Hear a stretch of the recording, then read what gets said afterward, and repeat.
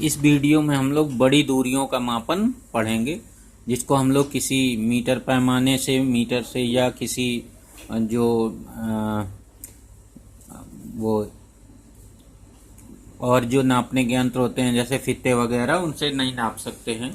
तो अब बड़ी दूरियों को किस प्रकार से मापा जाता है, तो देखिए, बड़ी दूरियों का मतलब है जैसे किसी ग्रह या किसी तारे की दूरी।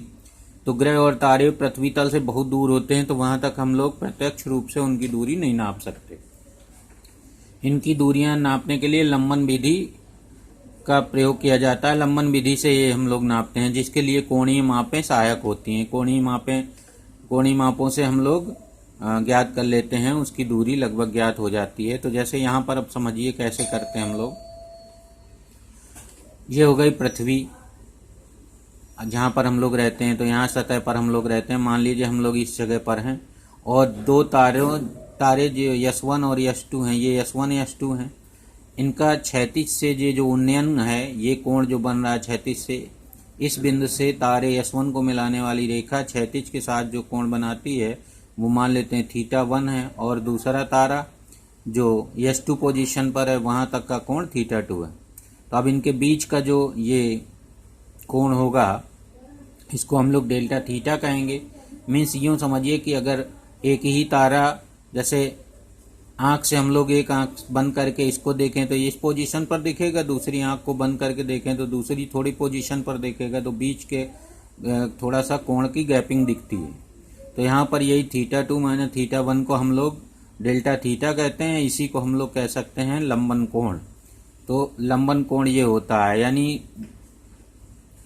यूँ कहिए कि स्पेस में किन्हीं दो पॉइंट के बीच का जो एंगल होता है उसको हम कह लेंगे लंबन कोण। यूँ समझिए, तो ये जो कोण है इसको मेज़र कर लेते हैं। तो यहाँ से, और ये सारा काम टेलीस्कोप से किया जाता है। इधर पे पहले क्षैतिज किसी स्थान पर इसको फोकसित करते हैं और उसकी रीडिंग ले ली जाती है, फिर किसी तारे की तरफ फोकसित करके फिर रीडिंग ले लिए, फिर किसी तारे की तरफ।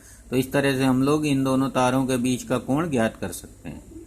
तो यहाँ पर इस तरह के कोण को लंबन कोण बोला गया है। तो यहाँ पर अब हम लोग जैसे मान लीजिए हमें चंद्रमा का व्यास निकालना है, तो चंद्रमा के व्यास निकालने के लिए हम लोग, ये चंद्रमा है, चंद्रमा का ये ए बी व्यास है। तो हम लोग यहाँ से इस पॉइंट पी पर खड़े हैं, तो पी से हम लोग टेलीस्कोप को पहले बी पर फोकसित करेंगे और फिर ए पर फोकसित करेंगे। तो इस तरह से हम लोग उसको जितना घुमाएंगे वो एंगल ज्ञात कर लेते हैं। तो इस प्रकार थीटा एंगल ज्ञात हो जाता है। तो इस थीटा, अब एक फार्मूला होता है कोण बराबर चाप बटे त्रिज्या। ये हम लोग वृत्ति उसमें समतल कोण में पढ़े थे, समतल कोण कैसे बनता है। तो उसमें कोण बराबर होता है चाप।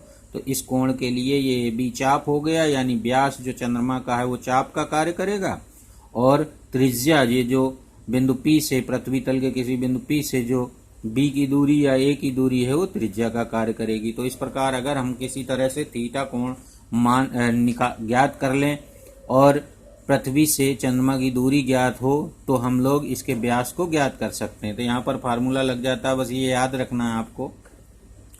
और इस कंडीशन में ये जो रेशियो होता है व्यास बटे इस दूरी का जो अनुपात होता है, वेरी वेरी लेस देन 1 होता है, क्योंकि ये बहुत दूर होते हैं। चंद्रमा पृथ्वी से बहुत दूर है, इसलिए इसका व्यास बहुत छोटा लगेगा और ये डिस्टेंस बहुत अधिक होने के कारण, तो ऐसी स्थिति में ये जो कोण होता है ये बहुत छोटा होता है। तो यहाँ पर अब कोण बराबर चाप बटे त्रिज्या लगाएंगे तो थीटा बराबर हो जाएगा ए बी बटे डी। ए बी को अगर हम व्यास को डी से लिखें, स्मॉल डी से, तो यहाँ पर कैपिटल डी, हमने त्रिज्या को कैपिटल डी लिखा है। कैपिटल डी मीन्स बिंदु P से पृथ्वी तल से चंद्रमा की दूरी जो है उसको हम लोग कैपिटल डी से लिखेंगे। यहाँ डी को व्यास से लिख दिया, तो इस तरह से व्यास डी बराबर हो जाएगा capital D into theta. Theta भी ज्ञात कर लेते हैं और ये मालूम है डी, कैपिटल डी मालूम है। पृथ्वी से, चंद्रमा से पृथ्वी कितनी दूर है, इन दोनों का मल्टीप्लाई करके हम लोग डी की गणना कर लेते हैं, यानी चंद्रमा का व्यास ज्ञात कर लेते हैं। और यहाँ थीटा का मान हमेशा रेडियन में रखा जाता है।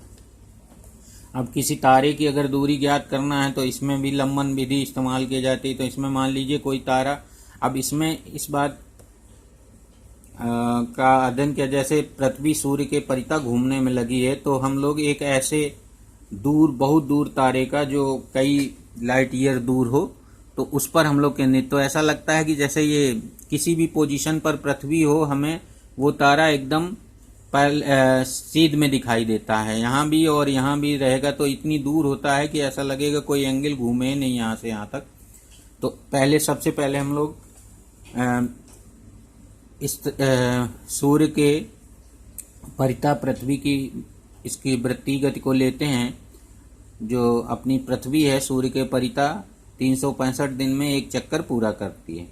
तो यहाँ पर ये एक समय दिसंबर में यहाँ पर आ जाती है और जून में यहाँ पर होती, तो इन दो पोजीशंस को ले लिया जाता है।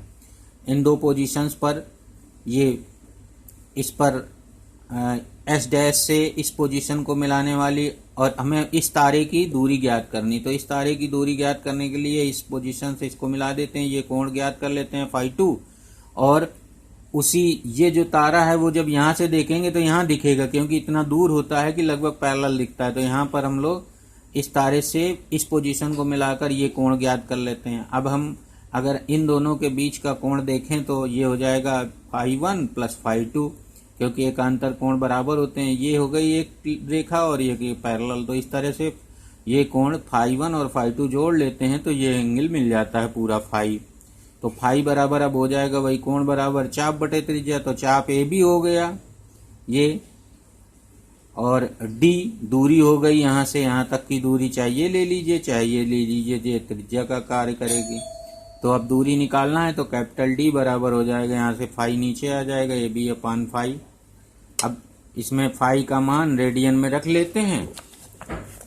फाई या थीटा को रेडियन में, तो हमने पहले बताया, फाई का मान रेडियन में रख लेते हैं। और ए बी ये डिस्टेंस हमें मालूम है कि सूर्य के परिता जब पृथ्वी परिक्रमण करती है तो इस पॉइंट और इस पॉइंट की डिस्टेंस मालूम है। तो इसको रख के हम लोग यहाँ पर ये इस तारे की डिस्टेंस पृथ्वी से निकाल लेते हैं। तो इस प्रकार निकल आता है।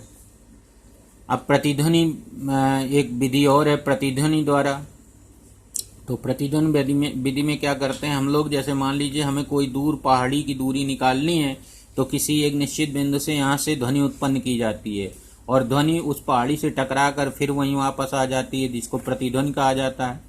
तो अगर बिंदु ए से उत्पन्न ध्वनि को पहाड़ी तक जाने और फिर लौटकर उसी बिंदु तक आने में लगा समय टी हो और उस बिंदु से पहाड़ी की दूरी यक्स हो, तो यक्स जाएगा, यक्स आएगा 2x, तो दूरी बराबर 4 गुना समय लगा देंगे और यहाँ पर 2x बराबर लिख लेंगे। तो दूरी हो गई 2x, एक बार ध्वनि गई और फिर लौट कर आई तो 2x लिख लेंगे, into v into T, v ध्वनि की चाल है और t ये टाइम लग गया यहाँ से वहां तक आने का। तो इस तरह से हम लोग x बराबर vt बटे 2 लिख लेते हैं। तो इसके सवाल ज़्यादा पूछे जाते हैं, तो इसको याद रखना है कि किसी बिंदु से किसी पहाड़ी की दूरी जहाँ पर प्रतिध्वनि को जाने और आने में लगा समय t हो तो vt बाई 2 कर देते हैं। दूरी हो गई 4 गुना समय और बटे 2 आधा कर लेते हैं इसका।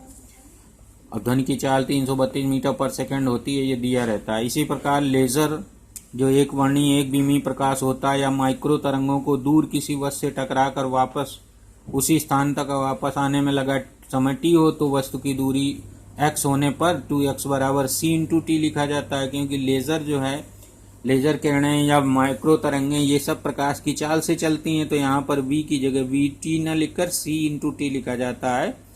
तो x बराबर हो जाता है सी टी बाई 2, जहाँ c प्रकाश की चाल है।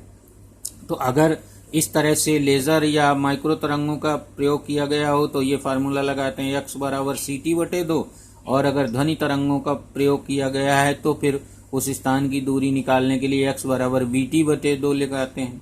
तो यहाँ ध्वनि की चाल जो होती है 332 मीटर पर सेकंड और यहाँ प्रकाश की चाल जो होती है वो 3 इंटू 10⁸ मीटर पर सेकंड, इसका इस्तेमाल किया जाता है। तो इस प्रकार हम लोग बहुत अधिक दूरियां जिनको हम लोग प्रत्यक्ष रूप से नहीं नाप सकते तो ऐसे इन विधियों से नाप सकते हैं।